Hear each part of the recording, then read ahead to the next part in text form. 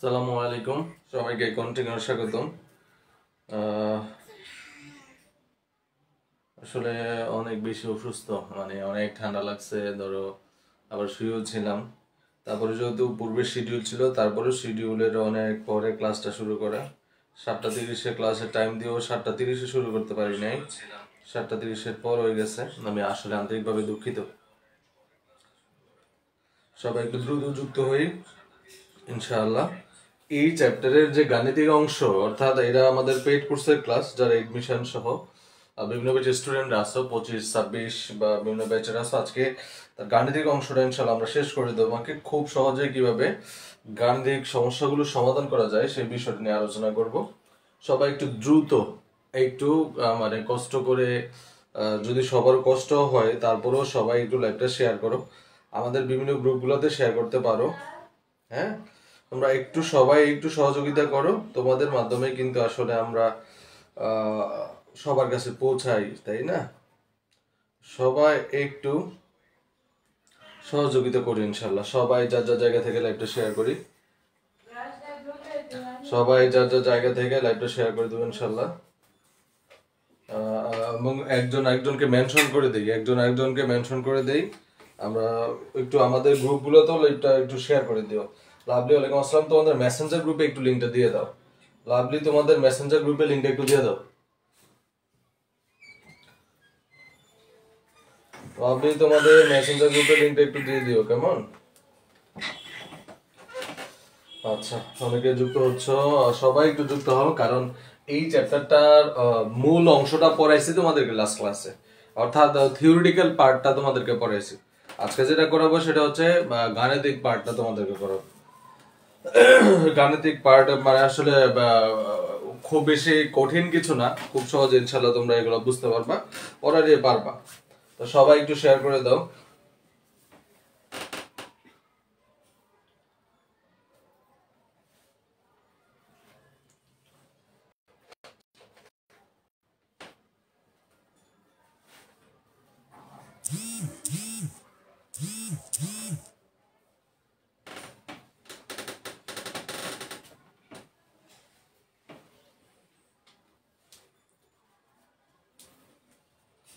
হ্যাঁ, একটু অসুস্থ, ঠান্ডা।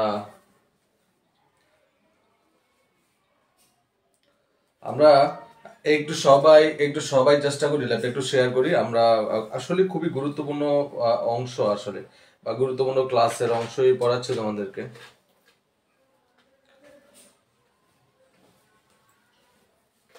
আমরা সবাই একটু শেয়ার করে দেই। আর তোমরা দেখতে পাচ্ছ অলরেডি কিন্তু আমাদের আইসিটি স্যারও কিন্তু ক্লাস শুরু করছে। তার মানে আমরা বলতে পারি যে এখন থেকে তোমরা রেগুলার ক্লাস পেতে যাচ্ছ আমাদের পেজে। সপ্তাহে 7 দিন ক্লাস হয়তো ইনশাল্লাহ তোমরা পেতে যাচ্ছ। ওকে, অনেকেই অলরেডি যুক্ত হচ্ছ। রিয়াল আর্জেন্টিনা সাপোর্টার, হ্যাঁ অবশ্যই আর্জেন্টিনা রিয়াল সাপোর্টার, কোনো সন্দেহ নাই। ঠিক আছে, তাহলে সবাই একটু লাইভটা শেয়ার করে দিই। তামান্না, ওয়ালাইকুম আসসালাম। তোমাদের গ্রুপে একটু লিংকটা শেয়ার করে দিও। আমরা হচ্ছে এখন এই যে টপিকটা, আসলে এই টপিকটা আমরা জানি যে এটার মধ্যে কিছু পদ্ধতি আছে। কিছু পদ্ধতি আছে বলতে তোমরা এটা দেখছো যে এটার আসলে আমরা দেখছি বিভিন্ন পদ্ধতিতে এই চ্যাপ্টারটা ম্যাথ গুলা করা যায়। যেমন আছে হচ্ছে ফিফো, আছে হচ্ছে লিফো, তাই না? লিফো, তারপর আছে হচ্ছে এভারেজ বারযুক্ত গড় পদ্ধতি, তাই তো? তো এই লিফো, ফিফো আর এভারেজ বারযুক্ত পদ্ধতিতে এমসিকিউর জন্য কিভাবে ম্যাথ গুলো করা যায়, মানে নরমালি সিকিউর ম্যাথ গুলো কিন্তু আমরা সবাই এজ ইউজুয়াল করতে পারি, সিকিউতে যে ম্যাথ গুলো আছে, কিন্তু আমরা এখন কিসের জন্য করব? এমসিকিউর জন্য।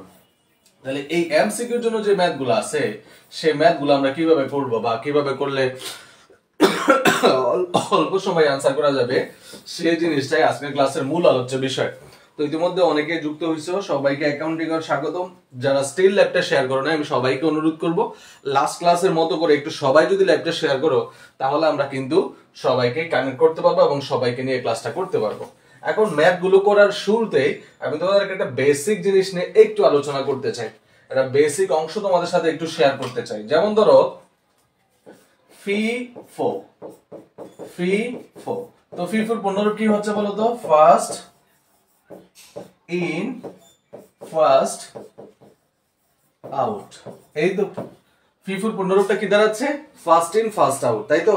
তাহলে এটা বাংলা কি? এটা বাংলা হচ্ছে আগের মাল, এটা বাংলা হচ্ছে আগের মাল আগে ছাড়, আগের মাল আগে ছাড়।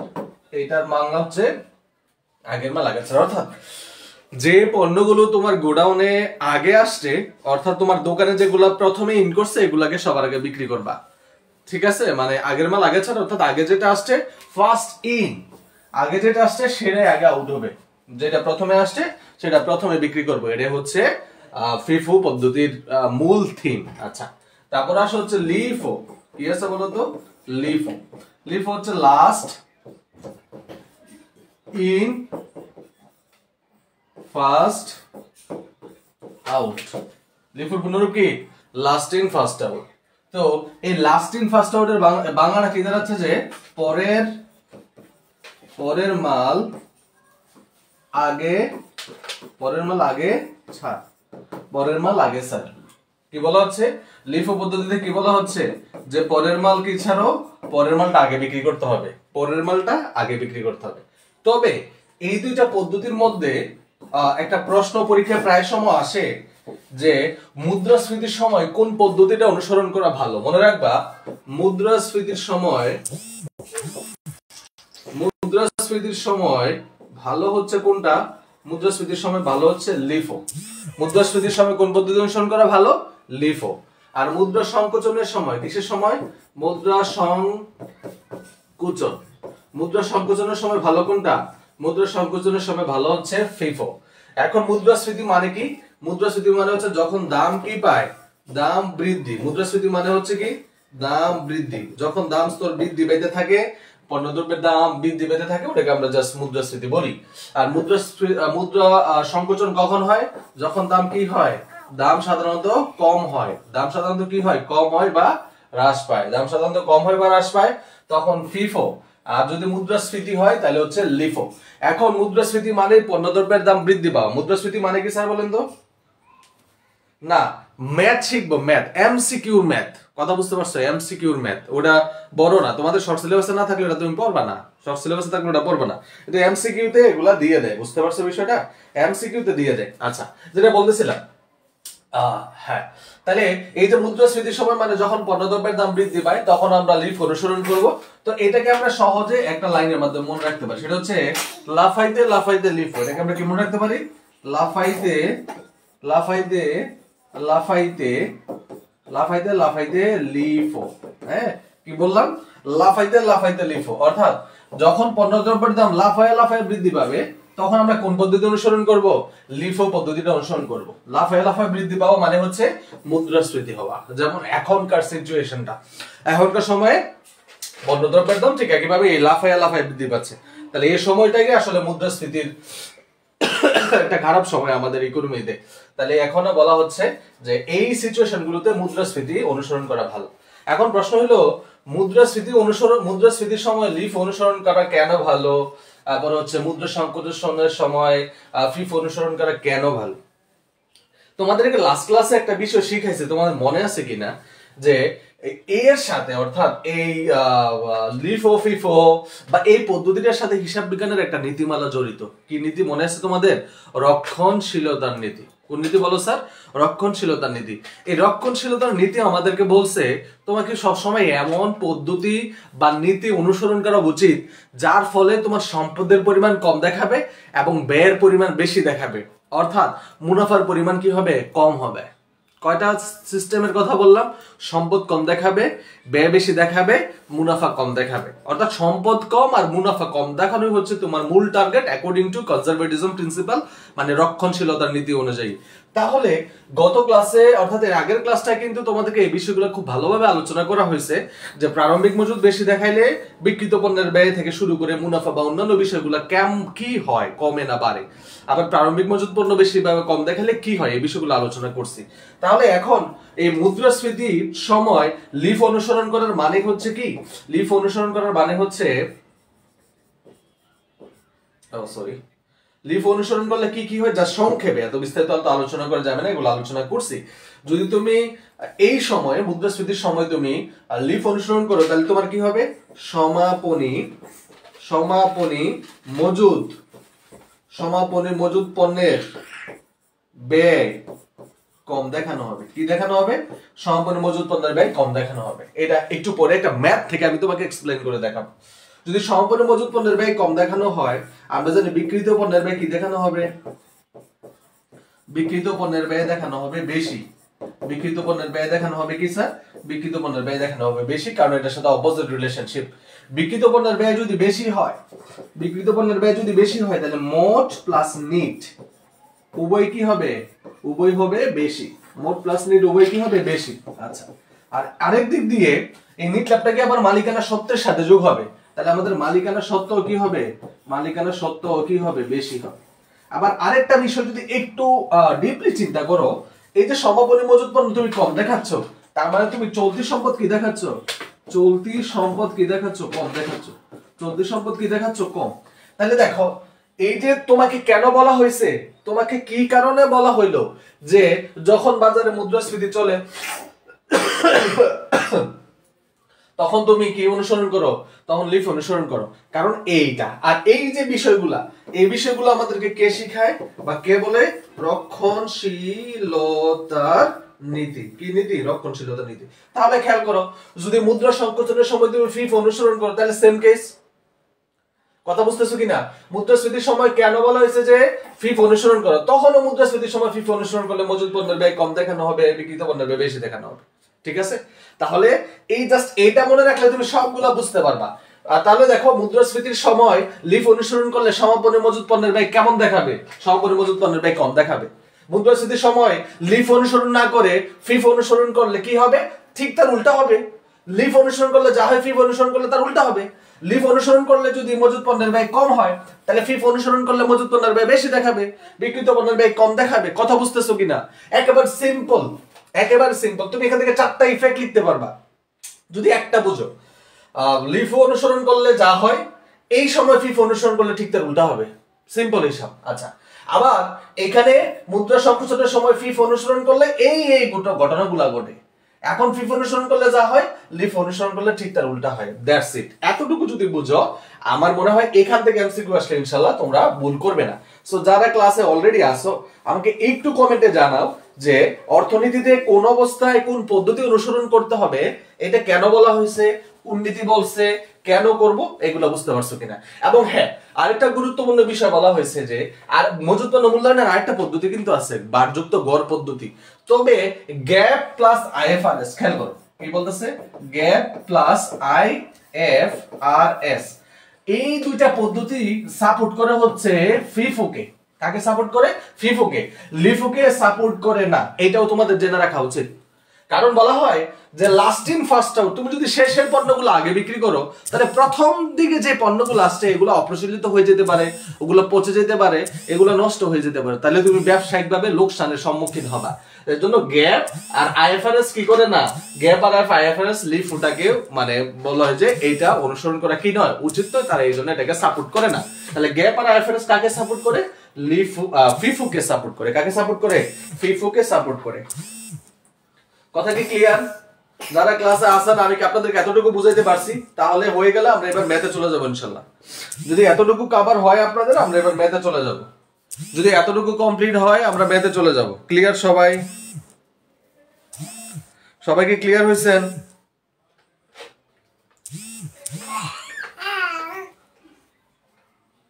সবাই ক্লিয়ার হয়েছেন?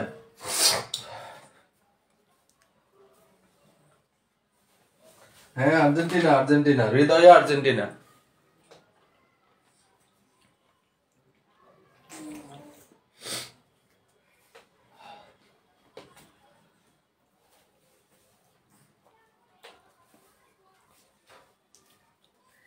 ওকে, ক্লিয়ার।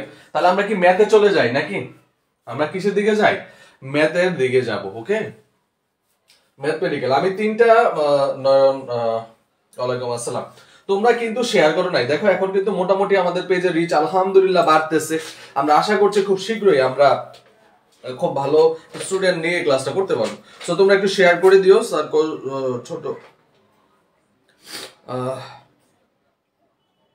ছোট ফাউন্ডারকে দেখাবো ইনশাল্লাহ। হ্যাঁ, ছোট ফাউন্ডারে যে ক্লাস করতেছে তোমাদের সাথে, ছোট ফাউন্ডার বসে বসে মানে শুয়ে আছে, আমি যতক্ষণ ধরে ক্লাস নেই ততক্ষণ ধরে তোমাদের সাথে ও ছোট ফাউন্ডারও ক্লাস করে। ছোট ফাউন্ডারকে নিয়ে আসবো একদিন লাইভে। ওকে, তাহলে আশা করি এই পর্যন্ত শেষ। এবার হচ্ছে এইটুকু লেখা হয়েছে তোমাদের, আমি ইসে চলে যাচ্ছি, ম্যাথমেটিক্যাল প্রবলেম সলভিং এ চলে যাবো ইনশাল্লাহ। ঠিক আছে, আসো।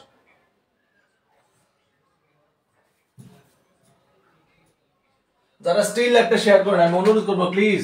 আর তোমরা একটা জিনিস খেয়াল করে দেখো, যারা এডমিশন ক্যান্ডিডেট আছো ভাই, আমি বিশ্বাস করি আমার মতো করে এত ফ্রি ক্লাস এডমিশনের কোনো প্ল্যাটফর্ম তোমাদের জন্য নেয় কিনা আমার জানা নাই। আমি আজকের ক্লাসটা সহ এডমিশনের অলমোস্ট 18টা ক্লাস করাইছি। 18টা ক্লাস এডমিশনের জন্য আমি ফ্রি করাইছি। ঠিক আছে, সো এইভাবে তোমাদের জন্য কতগুলো প্ল্যাটফর্ম আছে ফ্রি ক্লাস নাই আমার ঠিক জানা নাই। কেউ যদি রেগুলার এখানে ক্লাসগুলো করে তার আসলে ম্যাক্সিমাম অংশই ক্লিয়ার হয়ে যাওয়ার কথা। ম্যাক্সিমাম অংশ কি হয়ে যাওয়ার কথা? ক্লিয়ার হয়ে যাওয়ার। এগুলোর থিওরিও কিন্তু তোমাদের লাস্ট ক্লাস আমি পড়াইছি। তাহলে থিওরি পড়াইছি, তারপরে তোমাদেরকে ম্যাথ পড়াই দিচ্ছি ইনশাল্লাহ। এরপরে আর কোনো সমস্যা এই চ্যাপ্টারে থাকা উচিত না বা থাকবে না। এই চ্যাপ্টারে এরপরে আর কোনো সমস্যা থাকা উচিত না। এই চ্যাপ্টারে এরপরে আর কোনো সমস্যা থাকবে না ইনশাল্লাহ। আচ্ছা, তো আমরা মূলত তোমাকে যে জিনিসটা শিখাবো বা যে জিনিসটা তোমার জানা জরুরি,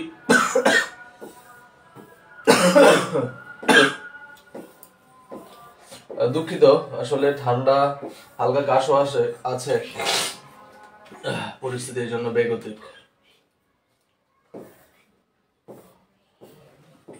এই যে এই প্রশ্নটা একটু সবাই যার যার খাতায় উঠান, একটু কষ্ট করে। কেমন? একটু সবাই এই প্রশ্নটা একটু যার যার খাতার মধ্যে উঠান। এতটুকু প্রশ্নটা যার যার খাতার মধ্যে একটু উঠাই ফেলো দ্রুত। এতটুকু, এইটা দিয়েই আমরা আমাদের হচ্ছে কি বলে আমরা আমাদের সব প্রশ্ন সমাধান করে ফেলবো। এখানে আরেকটা বিষয় একটু লিখে রাখতে হবে, সমাপনী মজুদের উদ্বৃত্তটা একটু দিয়ে দিচ্ছি তোমাদেরকে। 450।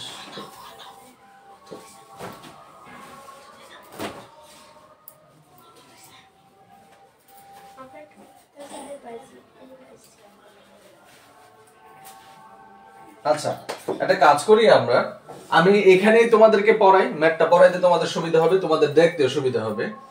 একটু অপেক্ষা করো, একটা ম্যাথ করাবো ইনশাআল্লাহ। এটার মধ্যে আমি সকল নিয়ম নিয়ে আসার চেষ্টা করব।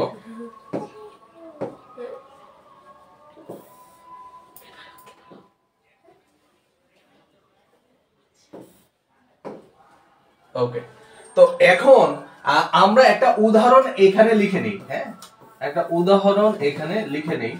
এই উদাহরণটার উপরে বেস করে আমরা তোমাদেরকে সবগুলো প্রবলেম সলভ করাবো ইনশাআল্লাহ। একটা উদাহরণ দিয়েই আমরা সবগুলো ম্যাথ সলভ করে ফেলবো। একটা মিনিট একটু সময়।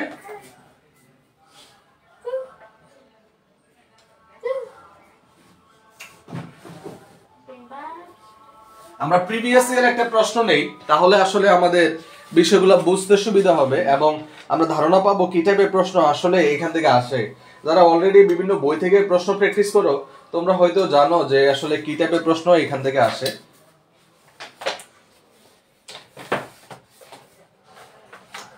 আসলে স্লাইড বানাই যে ক্লাস নিব সেই সময়টা আসলে হয় নাই, আসলে খুব বেশি অসুস্থতার মধ্যে দিয়ে যাচ্ছি।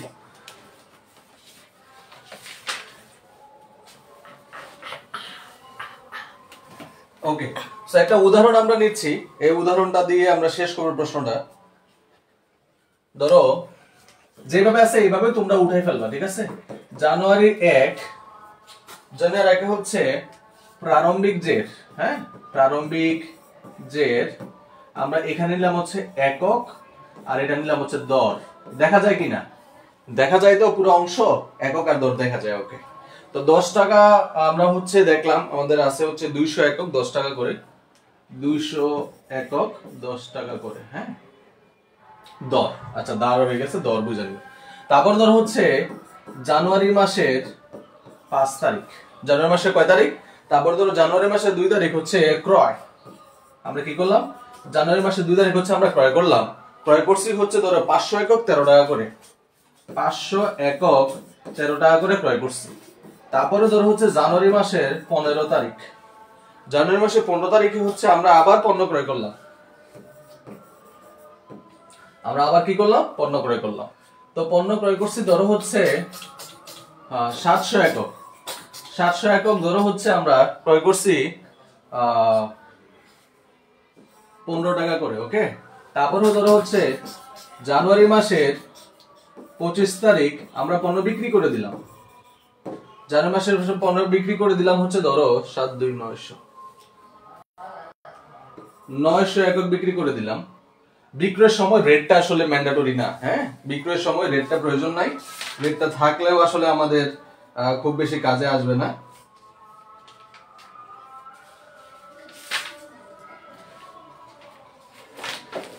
আমরা যদি বিক্রয় নাও দেই, হ্যাঁ আমরা বিক্রয় দিলাম না, তাহলে আমরা এখানে আরেকটা জিনিস একটু যদি অ্যাড করি, আমরা এখানে দিলাম ধরো হচ্ছে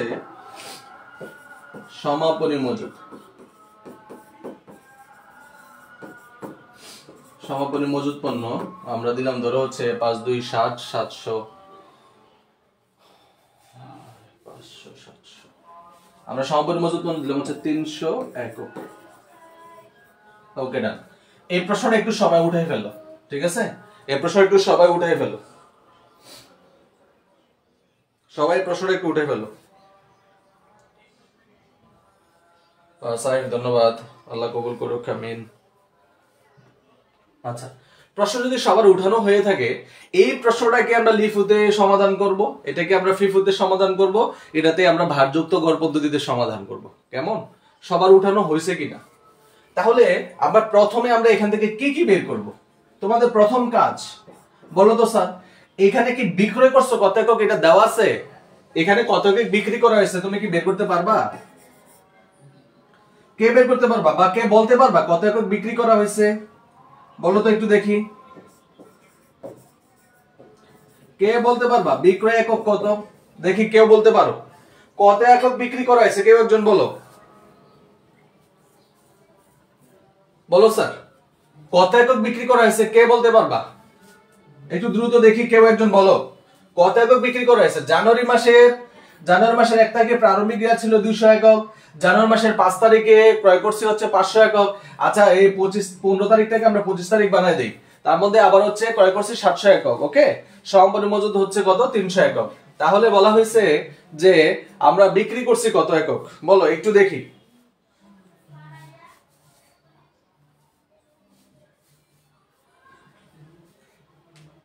হ্যাঁ, একটু কেউ একজন বলবা কত একক বিক্রি করা হয়েছিল? কেউ কি বলতে পারবা বিক্রিত পণ্যের একক কত হবে? কে বলবা?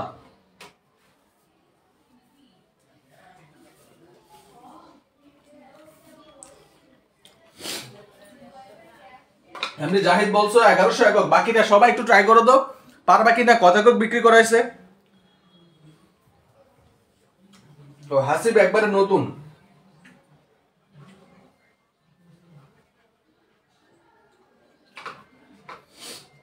হালিমে বলছো 1100 একক। আচ্ছা,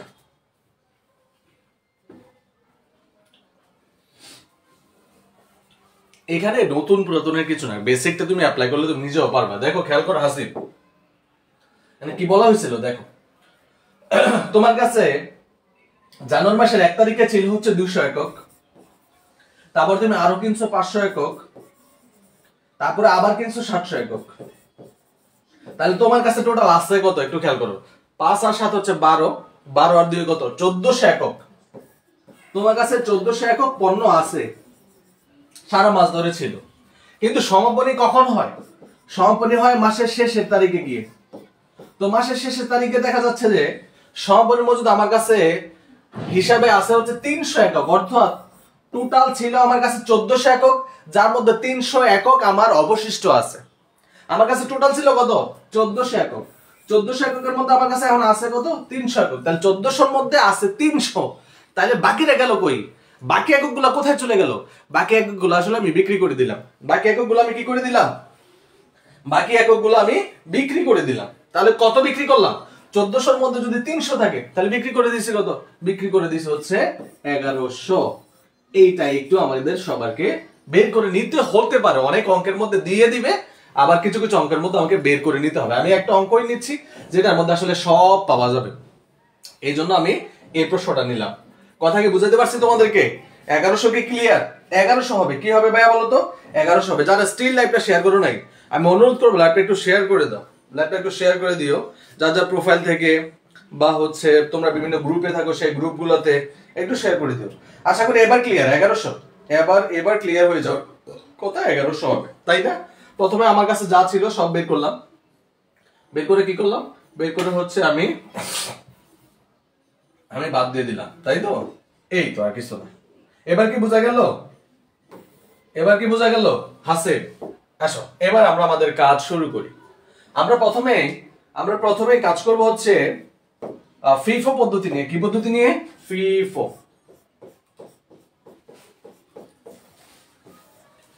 ফিফো পদ্ধতিতে আমরা প্রথমে বের করব হচ্ছে সমাপনী।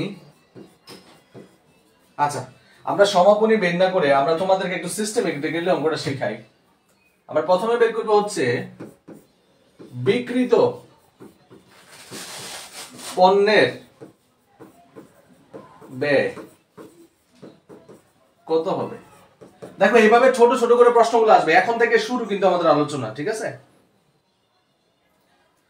তাহলে খেয়াল করো তো স্যার, বিক্রিত পণ্যের ব্যয় কত? দেখো এগুলো কিন্তু এমসিকিউ তে আসবে। যারা এইচএসসি লেভেলের স্টুডেন্ট আছে তোমাদের এখান থেকে 2টা করে এমসিকিউ আসে প্রত্যেকটা চ্যাপ্টারে, মানে এই অংশটা থেকে একটা এমসিকিউ আসলে 2টা আসবে, মানে সৃজনশীল আকারে আসবে। এখন খেয়াল করো স্যার, এটা এই পদ্ধতির নাম কি? ফিফো। তাহলে ফিফো পদ্ধতির মানে কি? আগের মাল আগে ছাড়। অর্থাৎ বিক্রি করতে হবে যেগুলো প্রথমে আসছে সেগুলো আগে বিক্রি করতে হবে। তাহলে খেয়াল করো, তোমার গোডাউনে সবার আগে পণ্য ঢুকছে কোনটা? জানুয়ারি মাসের 1 তারিখ, তারপর ঢুকছে জানুয়ারি মাসের 5 তারিখ, তারপরে ঢুকছে জানুয়ারি মাসের 25 তারিখ, তাই কি না? সিরিয়ালটা খেয়াল করো, 1, 5, 25, তাহলে আগে আসছে কোনটা? 1 তারিখ।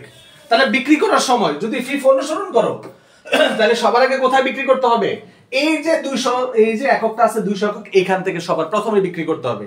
ওখান থেকে বিক্রি হইলে যদি টান পড়ে তাহলে পরেরটা যাইতে হবে, এরপরে পরেরটা যাইতে হবে। যেহেতু FIFO first in first out, যেটা আগস্টে এটা আগে বিক্রি করব, যেটা আগে আগস্টে এটাকে কি করব? আগে বিক্রি করব।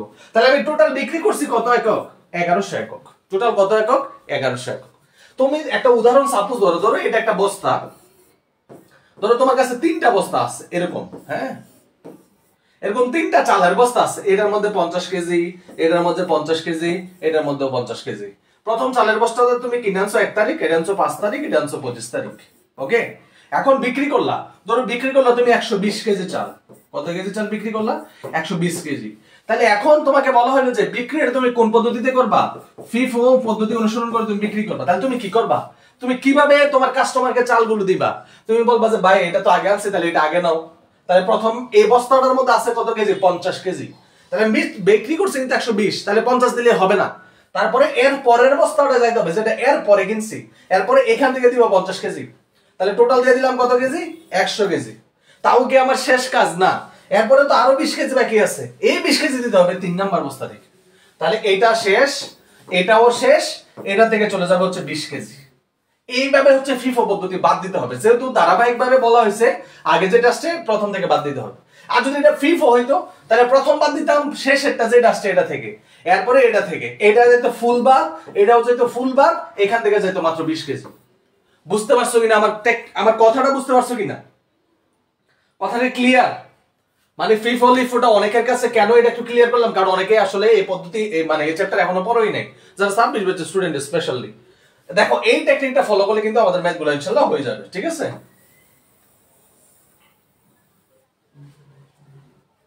ওকে, তাহলে এখন আমি বিক্রি করছি কত হাজার একক স্যার? আমি বিক্রি করছি 1100 একক। পদ্ধতির নাম কি? ফিফো। তাহলে দিব কোথা থেকে? আগে দিব উপর থেকে। তাহলে দেখো যদি বস্তার চিন্তা করো তাহলে প্রথম বস্তায় আছে কত একক? 200, তাহলে এখানে আমি প্রথমে দিতে পারবো কত 200 একক। কত একক 200 একক। 200 এককের প্রত্যেকটার দাম কত করে 10 টাকা করে, তাহলে 200 এর সাথে গুণ করে দিবে কত 10। ওকে ডান।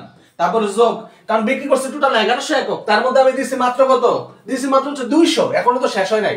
এর পরের বস্তায় যাব, এর পরের বস্তা আছে কত 500, পুরোটাই দিতে হবে, এখনো তো 1100 হয় নাই। তারপর এখানে দিতে হবে 500 ইনটু প্রত্যেকটার দাম কত করে 13, তাহলে কত হলো একটু খেয়াল করে দেখো তো, 200 আর 500 মিলে হইলো কত, 200 আর 500 মিলে হইলো 700, 200 আর 500 মিলে কত হইলো, 200 আর 500 মিলে হইলো 700, কিন্তু আমি তো বিক্রি করছি কত 1100, বিক্রি করছি টোটাল কত 1100, তাহলে 500 আর 200 মিলে 700 চলে গেলে 1100 এর মধ্যে আরো বের দিতে হবে কত 400, তাই কি না? টোটাল তো 1100 বিক্রি করছি, তার মধ্যে আমি মূলে দিলাম কত 200 আর হচ্ছে 500, তাহলে চলে গেল আমার হচ্ছে 700, তাহলে বিক্রি করছি টোটাল 1100, তাহলে আরো দিতে হবে কত 400, এই 400 কোথা থেকে দিব, এর পরের বস্তাটা থেকে, এইখান থেকে দিতে হবে 400, তাহলে এবার লিখতে হবে 400 ইনটু দাম আছে কত করে 15 টাকা করে, 400 ইনটু 15 শেষ। এই হচ্ছে ফিফো পদ্ধতিতে আমি যে পণ্যগুলো বিক্রি করলাম তার বিক্রিত পণ্যের ব্যয়, তার বিক্রিত পণ্যের ব্যয়। আমি আশা করি বুঝতে পারছো। ক্লিয়ার বা ক্লিয়ার না সমস্যা থাকলে ঝটপট কমেন্টে একটু জানিয়ে দাও। আমরা একটু ক্যালকুলেশন করি। আমরা এখানে দেখবো, এখানে आंसरটা বের হবে 2000 প্লাস 5 13 আসবে 65, এখানে আছে 2200 শূন্য, তারপরে 4 15 60 আছে দুইটা শূন্য, তাহলে आंसर যদি আমরা বের করি 2 আর 6 হচ্ছে 8, 8 আর 6 14, 14500 টাকা। ব্যাস হয়ে গেল, হয়ে গেল ফিফো পদ্ধতিতে বিক্রিত পণ্যের ব্যয়। যদি তুমি ফিফোটা পারো তাহলে দেখবে বাকিগুলোও খুব ইজিলি তোমার হয়ে যাবে। আমি আশা করি তোমরা বুঝতে পারছো। একটু কমেন্ট আমাকে জানাও ক্লিয়ার কিনা, একটু কমেন্টে জানাও ক্লিয়ার। সবাই ফিফো পদ্ধতিতে 700 থেকে যে 400 নিলাম, বাকি 300 কি করব? বাকি 300 তো ওই সমাপনী মজুদ দেখো অবিকৃত থেকে যাবে, যে 300 বিক্রি করতে পারলো না সেটাই তো অবিকৃত, আর সেটাই তো সমাপনী মজুদ। ওই যে দেখো সমাপনী মজুদ 300 ছিল। হাসিব বুঝতে পারছো?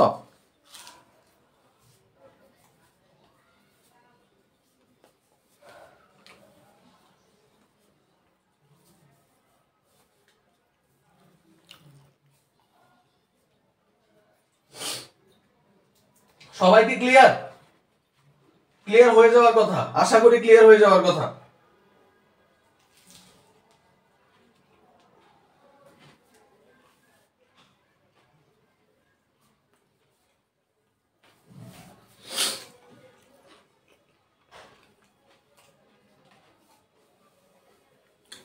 সবাই একটু কমেন্টে জানাই যারা বুঝতে পারছি।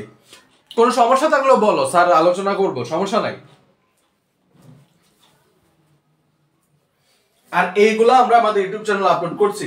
আমি শুক্র শনিবারের মধ্যে ইনশাআল্লাহ আমার শুক্র শনি, তারপরে আরো 2 দিন রবি সোম, ওই টোটাল 4 দিন আমার ছুটি আছে। আমি এই 4 দিনের মধ্যে তোমাদের এই যে 17টা 18টা ক্লাস হচ্ছে এডমিশনের, সবগুলো ক্লাস সুন্দর করে ফেসবুকে একটা পোস্ট করবো ধারাবাহিকভাবে, এবং ইউটিউব চ্যানেলে তোমাদের যে আমরা করছি কি বলে তোমাদের জন্য যে একটা প্লে লিস্ট বানাইছে এডমিশন টেস্ট 24-25, সেটাও গুছিয়ে দিব। এবং জগন্নাথ স্পেশাল ক্লাস হবে ঢাকা ইউনিভার্সিটির পরে, আমরা যে 20-25 দিন টাইম পাবো জগন্নাথের জন্য আমরা স্পেশাল কিছু ক্লাস করবো। ওকে ওকে না, এবার তোমাকে বলা হইলো যে ফিফো পদ্ধতিতে সমাপনী মজুদ পণ্যের ব্যয় কত, কি বের করতে বলছে? সমাপনী মজুদ পণ্যের ব্যয় কত। এখন এই জায়গায় কিন্তু তোমার জন্য গুরুত্বপূর্ণ একটা আলোচনা অপেক্ষা করতেছে। তোমাকে আগে কনসেপ্টটা ক্লিয়ার হইতে হবে। সমাপনী মানে কি বোঝায় স্যার? সমাপনী মানে কি? সমাপনী মানে হচ্ছে তার আরেকটা অর্থ হচ্ছে, সমাপনীর আরেকটা অর্থ হচ্ছে অবিকৃত। কি বিকৃত? অবিকৃত, অর্থাৎ যে পণ্যটা বিক্রি করা যায় না। তো ফিফো পদ্ধতিতে তুমি একটা জিনিস একটু খেয়াল করো, মাত্র হাসিব একটা কোশ্চেন করছিল, স্যার আমি বিক্রি করার পরে আমি যখন 700 থেকে 400 দিয়ে দিলাম, 300 তো থাকলো, এই 300টা আমি কি করব? এই 300টাই ছিল আসলে সমাপনী মজুদ। এখানে এই যে 700 পণ্য ছিল, 700 পুরোটা কি তুমি বিক্রি করছিলা? এখানে 300 কিন্তু তোমার রয়ে গেছে কি হিসাবে? সমাপনী মজুদ হিসাবে। তাহলে যখন তুমি ফিফো পদ্ধতি অনুসরণ করবা তখন সমাপনী মজুদ পণ্যের পরিমাণ কি অঙ্কের উপরের দিকে থাকবে নাকি নিচের দিকে থাকবে? একটু চিন্তা করে বলো তো। সমাপনী মজুদ পণ্য কি উপরের দিক থেকে থাকবে অঙ্কের, নাকি নিচের দিকে থাকবে? দ্রুত বলবা। যদি আমি ফিফো পদ্ধতি অনুসরণ করি তাহলে আমার অবিকৃত পণ্যগুলো যেগুলো সমাপনী মজুদ বলতেছি এগুলো কি উপরের দিকে থাকবে নাকি নিচের দিকে থাকবে? দেখি কে এটা সঠিক উত্তর দিতে পারে। সমাপনী মজুদ পণ্যের পরিমাণ কি উপরের দিকে থাকবে নাকি নিচের দিকে থাকবে? একটু দ্রুত বলো তো দেখি কে বলতে পারো, একটু দ্রুত বলো প্লিজ, ফাস্ট একটু দ্রুত বলো সবাই। আচ্ছা সাইফ, আমরা ওইদিকে গেলাম না, আমাদের এভাবে পড়লে হবে না, আমাদের পড়তে হচ্ছে সমাপনী মজুদ পণ্যটা কি উপরের দিক থেকে থাকবে নিচের দিকে থাকবে? সামিরা বলছে নিচের দিক থেকে থাকবে। আচ্ছা আমরা দেখি আর কেউ বাকিরা একটু জটপট আনসার করো, এটা খুবই গুরুত্বপূর্ণ একটা প্রশ্ন, দেখি একটু দ্রুত বলো। হাসিব বলছো নিচের দিক থেকে থাকবে, তামান্না বলছো নিচের দিক থেকে থাকবে, লাভলি বলছো নিচের দিক থেকে থাকবে। ওকে,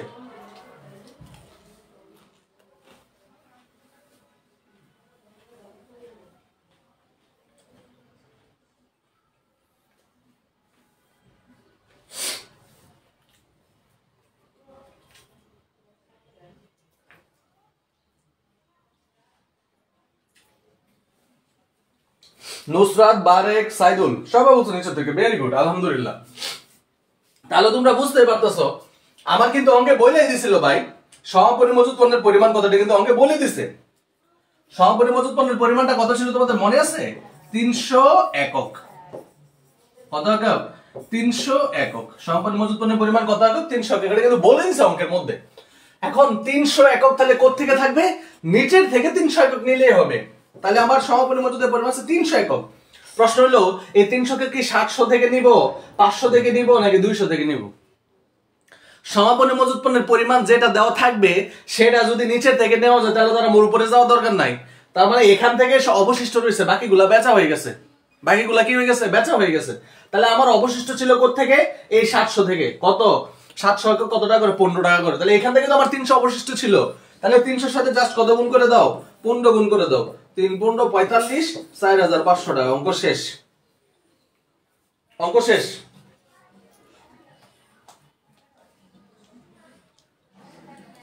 অঙ্ক শেষ হয়ে গেল, সিম্পল। বোঝা গেছে? সবাই কি বুঝতে পারছি? দর হবে 15 হবে, রাইট, দর 15 করে হবে। সবাই ক্লিয়ার?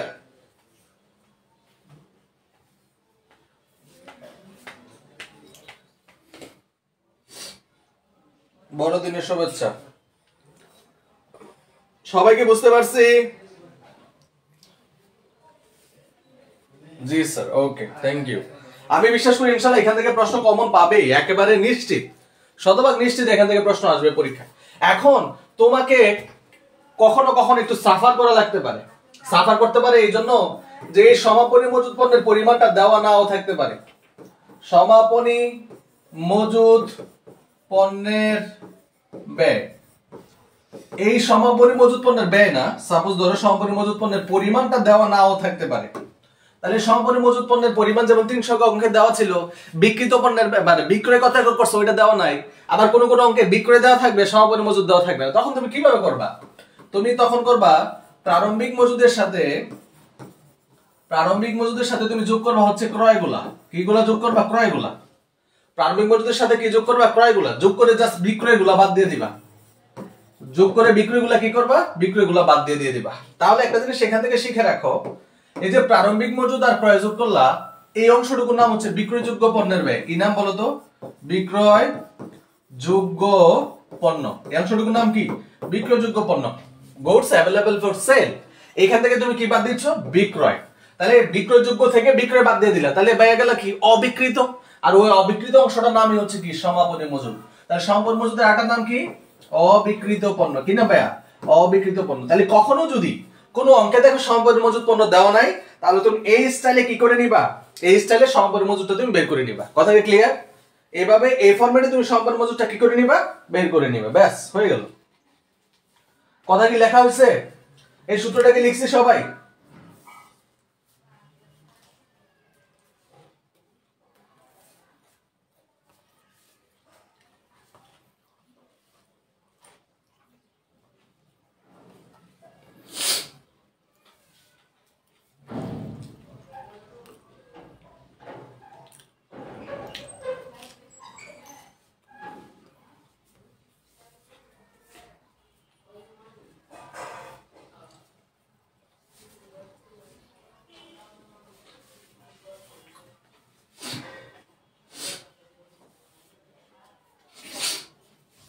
ওকে ডান। আমরা ক্লাস শেষ করবো, আমরা একবার শেষের দিকে আছি, ইনশাআল্লাহ আমরা অনেক কিছু শিখে গেছি, তুমি দেখবা শুধু। ওকে, তাহলে এবার হচ্ছে আমরা আমাদের কাজটা একটু আগায় নেই।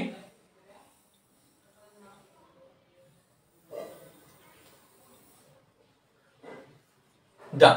এবার আমরা যে পদ্ধতি শিখবো, এবার আমরা করবো হচ্ছে লিফো দিয়ে। কিসে করবো স্যার? লিফো। লিফো মানে কি জানো? পরের মাল আগে ছাড়। পরের মাল কি ছাড়? আগে ছাড়। ওকে ডান। আসো, তাহলে এখানে আমরা প্রথমে বের করবো কি, 1 নম্বরে বিক্রিত পণ্যের ব্যয়। কি বের করবো? বিক্রিত পণ্যের ব্যয়।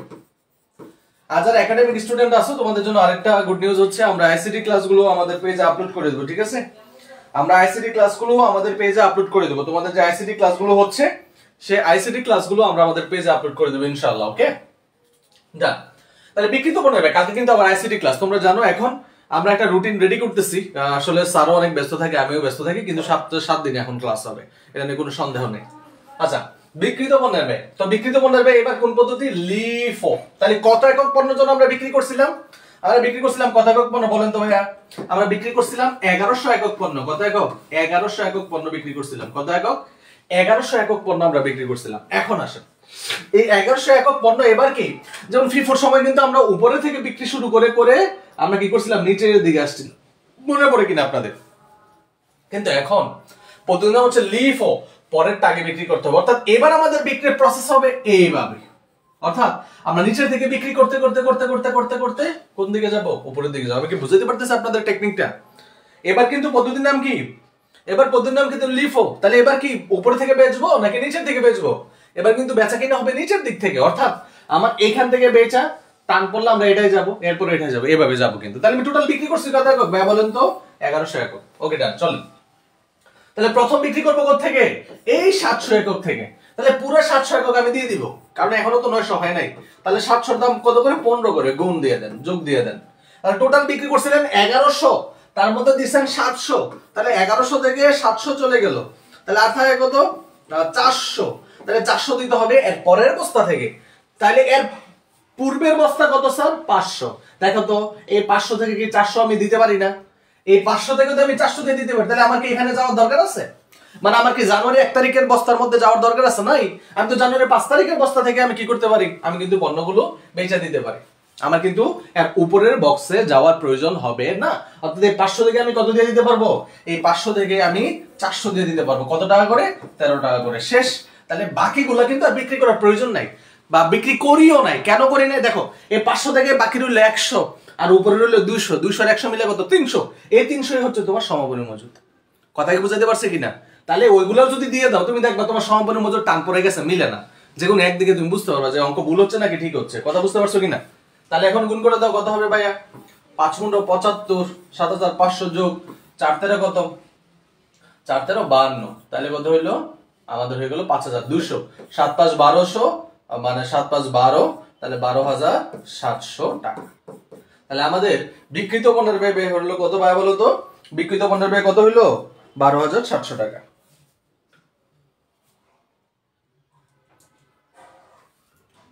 ও সরি সরি, আমার একটু ভুল হয়েছে, দুঃখিত।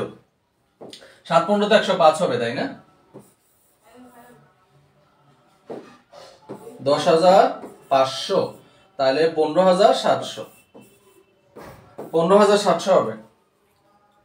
15700 বলছো? জিহাদ 15700 হবে। হ্যাঁ ভাই, 15700 হবে। 15700ই হবে। কত হবে? 15700ই হবে। ওকে, থ্যাংক ইউ। এখন সবার হয়েছে কিনা দেখো, সবার হয়েছে কিনা?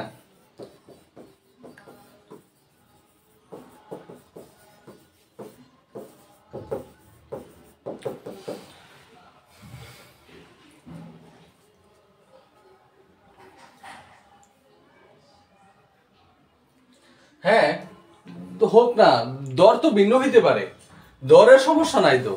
তোমার যে বস্তা বা যে পণ্যটা তুমি যে দামে বিক্রি করবা, ওইটা থেকে ওই দামটাই তো নিতে হবে, তাই না? যেটা যে দামে থাকবে সেই দামটাই তো নিতে হবে।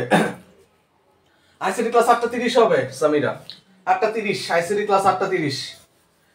আইসিডি ক্লাসগুলো 8:30 হয়। এবার কি বুঝতে পারছি কিনা? তাহলে আমার সমাপনী মজুদ থাকবে কোথা থেকে এবার বলেন তো? ফিফুর সময় নিচে থাকলে লিফুর সময় উপরে থাকবে। তাহলে এখান থেকে আমরা এইটা টেকনিকটা এইভাবে অ্যাপ্লাই করব, যেহেতু 300 তাহলে উপর থেকে 300 নিব, উপর থেকে 300 নিব। তাহলে প্রথম হচ্ছে এখানে 200 আছে, তাহলে এই 200 নিয়ে নেই। 200 কত টাকা করে? 200 হচ্ছে 10 টাকা করে, প্লাস আর লাগবে 100, তাহলে 100 নিব পরেরটা থেকে। 100 কত করে? 13 টাকা করে, সিম্পল। তাহলে 2000 প্লাস হচ্ছে 1300, তাহলে কত হবে? 3300। এগুলো উপর থেকে নিবা, উপর থেকে নিবা, অথবা নিচে থেকে তুমি নিতে পারো। কখন? যখন তুমি বিক্রিত পণ্যের ব্যয় বের করবা, তুমি তখন এরা বুঝবা যে এখান থেকে 100 বাকি রয়েছে। কিন্তু এভাবে না বুঝে সমাপনের মজুদ তুমি মনে রাখবা লিফুর সময় উপর দিক থেকে থাকে, তাহলে উপর দিক থেকে কত রাখতে হবে? 300। তাহলে এখানে আছে 200, তাহলে 200 পুরোটা নিব, এখান থেকে নিব 100, তাহলে হয়ে গেল 300। আর আমরা যখন ফিফু করব তখন এখান থেকে ডিরেক্ট 300 নিলেই হয়ে যাচ্ছে আবার, ব্যাস।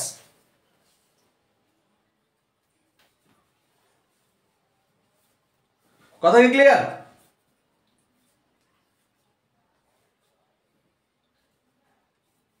দেখো এবার বুঝতে পারছো কিনা? লিফো পদ্ধতি ক্লিয়ার? লিফো পদ্ধতি বোঝা গেছে?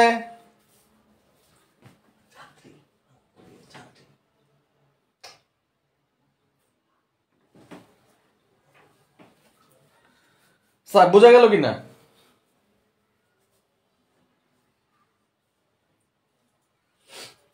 আশা করি এ পর্যন্ত ক্লিয়ার হয়ে যাওয়ার কথা।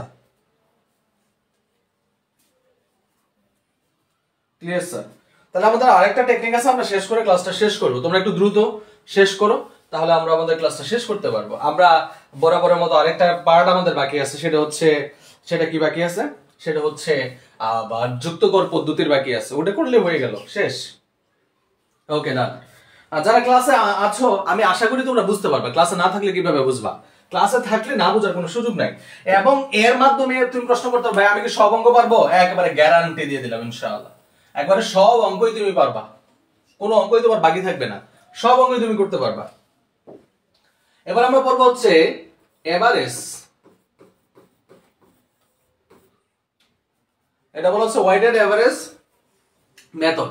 আমরা সংক্ষেপে যদি বলি বারযুক্ত গড় পদ্ধতি। কি পদ্ধতি? বারযুক্ত গড় পদ্ধতি। তো বারযুক্ত গড় পদ্ধতিটা কি মনে আছে তোমাদের? বারযুক্ত গড় পদ্ধতি হচ্ছে মিলায়া জিলায়া। বারযুক্ত গড় পদ্ধতি কি? মিলায়া জিলায়া বিক্রি করা, অর্থাৎ সব মিক্স করে ফেলবো, কোনটা আগে কিনছে আর কোনটা পরে কিনছে এটা আলাদা করে রাখবো না। আমি আগের আর পরের সব একসাথে করে বিক্রি করব, আগের আর পরের সবগুলো একসাথে করে কি করব? বিক্রি করব। এই জন্য তোমাকে যেটা করতে হবে, বারযুক্ত গড় পদ্ধতি অন্যগুলো থেকে একটু ডিফারেন্ট এবং ইউনিক। প্রথমে তোমাকে এখানে দর বের করতে হবে। কি বের করতে হবে? দর, একক প্রতি দরটা বের করতে হবে তোমাকে। এখানে যে দর দেওয়া আছে এই দরও হবে না, কারণ আমি যখন একসাথে করে ফেলবো তখন তো আবার সবগুলা মিলাই জিলাই দর করতে হবে। যেমন ধরো আমি তোমাকে বললাম 2, 10, তারপরে ধরো হচ্ছে 3, এটার গড় কত? তুমি কে বলতে পারবা? 2, 10 আর 3, এই তিনটা সংখ্যার গড় কত দেখে কে বলতে পারো? 2, 10 আর 3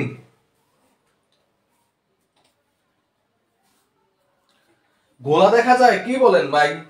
এত হাই স্পিড নেট, রুমের মধ্যে এত লাইটিং, তারপরে যদি গোলা দেখা যায়, হয়তো তোমার নেটে একটু প্রবলেম থাকতে পারে, গোলা দেখার তো আসলে সুযোগ নাই। বলো তো ভাই তিনটা সংখ্যার গড় কত হবে? কে বলতে পারবা? এই তিনটা সংখ্যার গড় কত হবে? 2, 10 আর 3, 2, 10 আর 3, এই তিনটা সংখ্যার গড় কত হবে?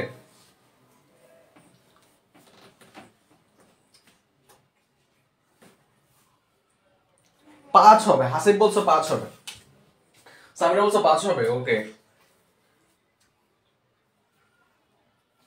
5 হবে, রাইট। আমরা কি করছি স্যার?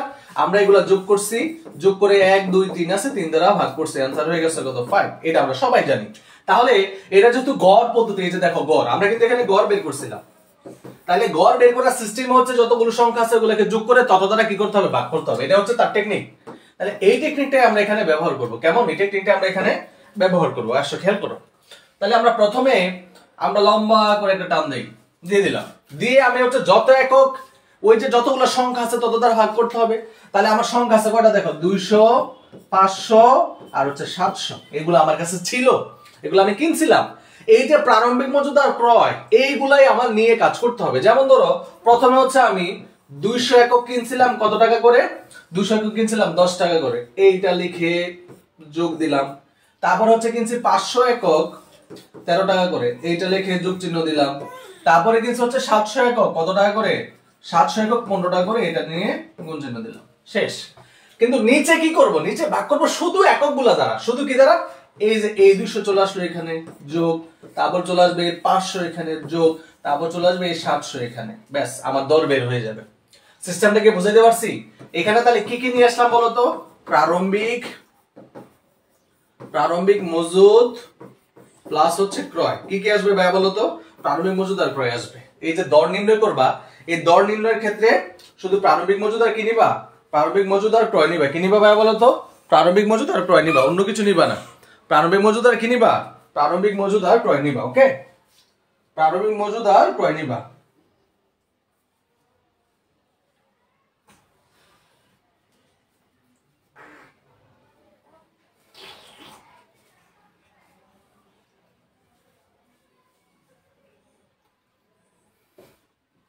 ওকে, তাহলে তুমি বের করে ফেলো দরটা, সবসময় খেয়াল রাখবা এখানে প্রারম্ভিক মজুদ আর ক্রয় নিবা। প্রথমে নিবা দর আর হচ্ছে একক, তারপর নিচে নিবা শুধু দর। তাহলে কিভাবে বের হয় দেখো, এখানে বের হবে হচ্ছে 2000 প্লাস 5 13 65 6500 প্লাস 7 13 7 15 105 10500, আর নিচে হচ্ছে 2 আর 5 কত 7 7 7 1400। ওকে ডান। তারপর উপরে কত হয়েছে দেখো, 10 আর 2 হচ্ছে 12, 12 হচ্ছে 18, 18 আর 1 হচ্ছে 19। তাহলে 19,000 কে ভাগ করতে হবে 1400 দ্বারা। 1 2 1 2 কাট, তাহলে 14 দ্বারা 190 কে 14 দ্বারা যদি আমরা 190 কে ভাগ করি, তাহলে যেহেতু এডমিশনে আমরা জানি ক্যালকুলেটর ইউজ করা যাবে না, তাহলে এটাকে আমরা কি করতে হবে, এটাকে আমাদের নরমাল নিয়মে ভাগ করতে হবে। 190 কে আমরা কি করব, 14 দ্বারা ভাগ করব, তাই তো?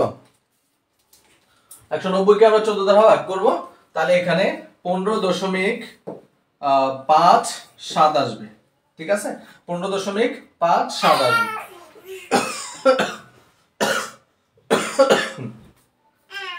সবাই সরি 15 না 13, তোমরা চাইলে বাকিটা করে দিতে পারি, আমি সময় নষ্ট করতে যাচ্ছি না, একটু দ্রুত শেষ করব।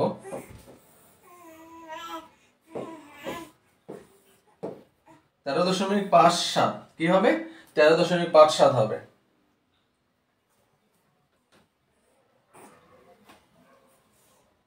ভাগ করতে পারবো? 190 ভাগ হবে 14 দ্বারা, তাহলে প্রথমে যাবে একবার, তাহলে 14 দিয়ে দিলা, তাহলে থাকলো হচ্ছে কত বলতো 5 আর হচ্ছে 0। তাহলে আমাদের এখানে দেখো আমাদের কিন্তু আমরা 14 কে কয়বার গুণ করলে 50 এর কাছাকাছি যেতে পারি। আমরা যদি আমরা 14 দুগুণে 28 3 14 42, আমরা কিন্তু তার বেশি নিলে এটা 50 ক্রস করে ফেলবে, তাই আমরা 3 নিব, তাই তো? 3 নিলে হবে কত? 3 14 42, আমার থাকলো এখানে 8। তো এখানে তো আমি 8 এর কাছে পৌঁছাইতে পারছি। এখন আমার যেহেতু আর কিছু নাই, এটা থেকে এটা ছোট, তাহলে দশমিক দিয়ে একটা শূন্য নামাইতে হবে।